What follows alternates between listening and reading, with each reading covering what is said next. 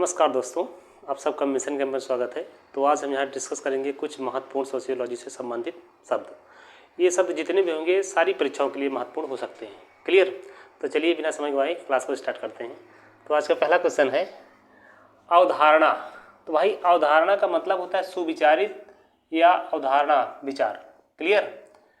अवधारणा का मतलब क्या होता है? सुविचारित, अवधारणा या विचार। विचार तो जानते हो, अपने मन में कोई भी कुछ विचार ले सकता है। ये शब्द आ जाएगा तो पकड़ लेंगे, ठीक। लेकिन ये अवधारणा आ जाता है तो कुछ लोग जो जानकार होते हैं तो पकड़ लेते हैं, बाकी लोगों के लिए दिक्कत हो जाती है। तो इसलिए अवधारणा का मतलब होता है सुविचारित अवधारणा या विचार। आई होप समझ गए बात को। अनुदैर्ध्य अध्ययन। अनुदैर्ध्य अध्ययन का मतलब होता है अनुसंधान विधि। अनुसंधान विधि। ये शून्य परिकल्पना का मतलब होता है सही बात को ना पकड़ पाना। जैसे कुछ लोग विचार करते हैं कि ये चीज़ वो है, लेकिन वो लास्ट में फाइनली निकलता नहीं है। मतलब सही बातों को आप जज ना कर पाना। क्लियर? उद्दीप्त का मतलब होता है चमकीला। उद्दीप्त का मतलब क्या होता है? चमकीला। आदर्श। आदर्श का मतलब तो प्रतिमान या सर्वोत्तम। सर्वोत्तम स्थिति। सर्वोत्तम स्थिति। क्लियर? संवेग का मतलब होता है भय, क्रोध, चिंता। ये तो सबको पता है भय क्या है, क्रोध क्या है, चिंता क्या है। उसी का ये एक रूप है संवेग, मतलब पर्यायवाची कह सकते हैं इसको। अनुसंधान का मतलब क्या होता है? शोध। क्लियर? अस्वाभिकीय कारक का मतलब होता है व्यक्तिगत कारक। क्लियर? गत्यात्मक। गत्यात्मक मतलब होता है गतिशील, गतिमान, चलने वाला या उन्नतशील। क्लियर? ये बिंदी लगने का मतलब ये अगला क्वेश्चन है, ये अगला शब्द है, इसको ध्यान रखिएगा।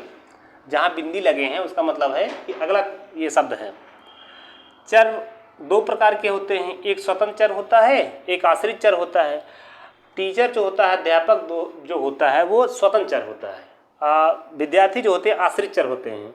मतलब विद्यार्थी शिक्षक जैसा कहता है वैसे विद्यार्थी करते हैं, इसलिए शिक्षक हमारा स्वतंत्र चर हुआ और आश्रित हमारा जो है वो विद्यार्थी हो जाता है।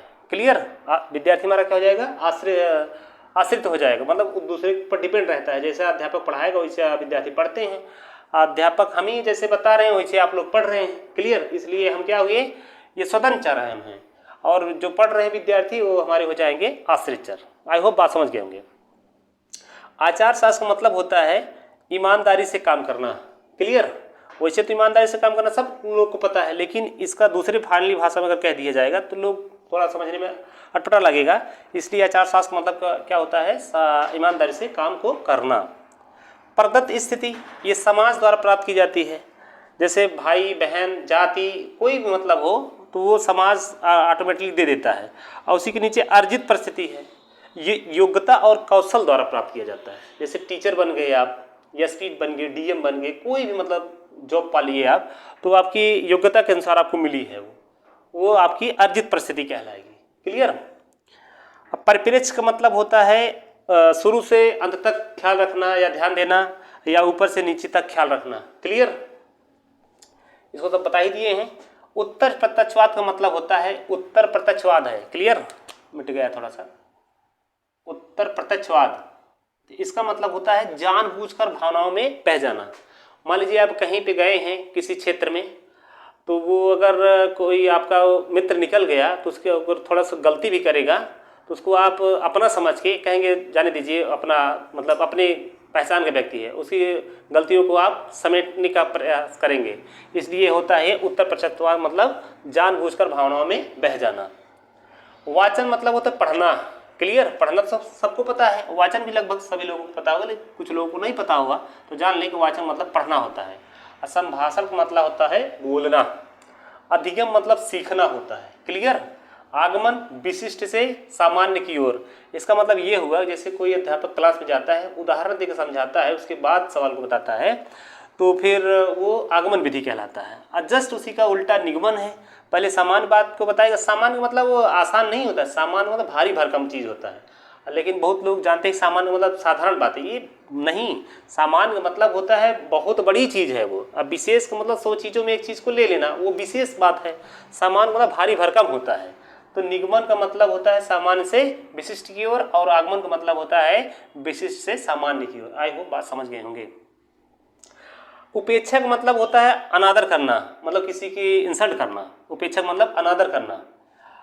कतिपय मतलब होता है कुछ, थोड़ा सा। कतिपय मतलब क्या होता है, कुछ या थोड़ा सा। मंथर, मंथर का मतलब बहुत लोग समझते हैं तेज, नहीं, गलत बात। मंथर का मतलब धीमी गति। क्लियर।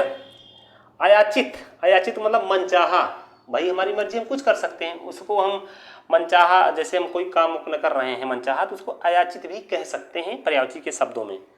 अतिशय का मतलब होता है अत्यधिक। अत्यधिक तो सबको पता है लगभग लगभग ना, लेकिन अतिशय सबको नहीं पता होता है। अतिशय का मतलब होता है अत्यधिक।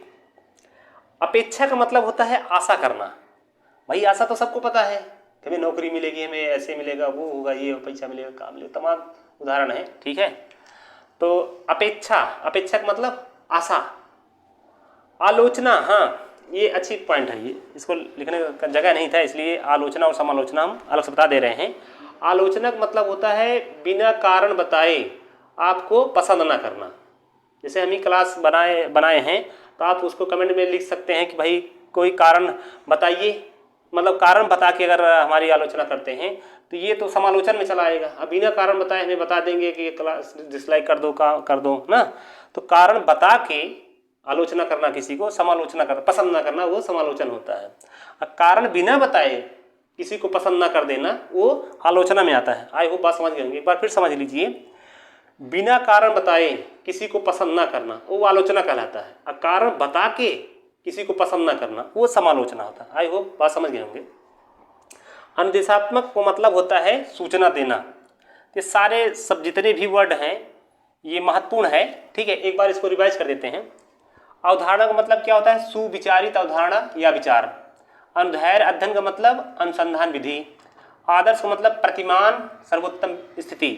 संवेग का मतलब होता है भय, क्रोध, चिंता। अनुसंधान का मतलब शोध होता है। स्वविकीय कारक मतलब व्यक्तिगत कारक। गत्यात्मक मतलब होता है गतिशील, गतिमान, चलने वाला या उन्नतशील। दो चर जो होते हैं दो प्रकार के होते हैं, स्वतंत्र चर, आश्रित चर। क्लियर। आचार शास्त्र का मतलब होता है ईमानदारी से काम करना।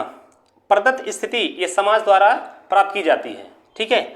अर्जित परिस्थिति क्या है, योग्यता और कौशल द्वारा ये मिलती है। क्लियर। जैसे नौकरी हुआ, ये अर्जित परिस्थिति हुआ ना भाई, आप अपनी योग्यता कौशल के अनुसार अपनी नौकरी लेंगे तो अर्जित हुआ।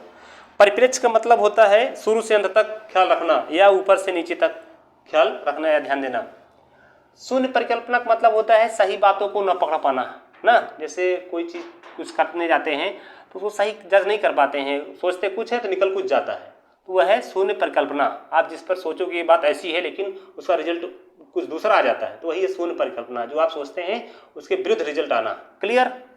उद्दीप्त का मतलब होता है चमकीला, और उत्तर प्रत्यक्षवाद का मतलब होता है जानबूझकर भावनाओं में बह जाना। जैसे मान लीजिए आप किसी क्षेत्र में मतलब आप जाएंगे सर्च करने या शोध करने ना, तो वहाँ पता लगा कि जो ग्राम प्रधान मुखिया लेडीज़ है वो थोड़ा सा मतलब ठीक ठाक है, तो आपकी मतलब उस पर दिल आ जाएगा, तो जो भी उल्टा पुल्टा काम करेगी तो आप उसको लीपा पोती करने में लग जाएंगे।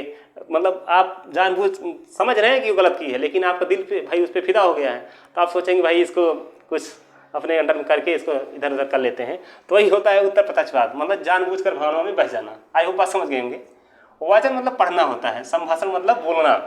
अधिगम मतलब सीखना होता है। अधिगम मतलब क्या होता है, सीखना होता है। क्लियर।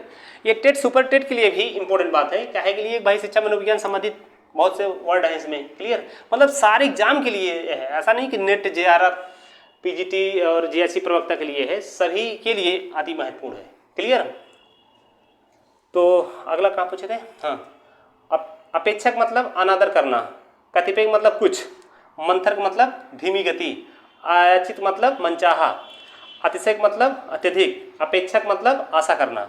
आलोचना अभी बताए, बिना कारण बताए पसंद न करना वो आलोचना होता है। कारण बताकर पसंद न करना वो भाई समालोचना है। आई होप समझ गए होंगे। अनुदेशात्मक मतलब होता है सूचना देना। ये मेन तो भाई क्लास है आपका नेट, जेआरएफ असिस्टेंट प्रोफेसर और पीजीटी, जीएससी और जो ऑप्शनल में आईएएस या पीसीएस में जो ऑप्शन लेते हैं सोशलॉजी के लिए उससे संबंधित है। लेकिन ये जितने भी वर्ड हैं सारी परीक्षाओं के लिए उम्मीद करते हैं कि अच्छा होगा। ठीक है, तो जैसा भी क्लास हो इसको बताइएगा कमेंट बॉक्स में करके। तो इसी के साथ क्लास को समाप्त करेंगे। जय हिंद, जय भारत।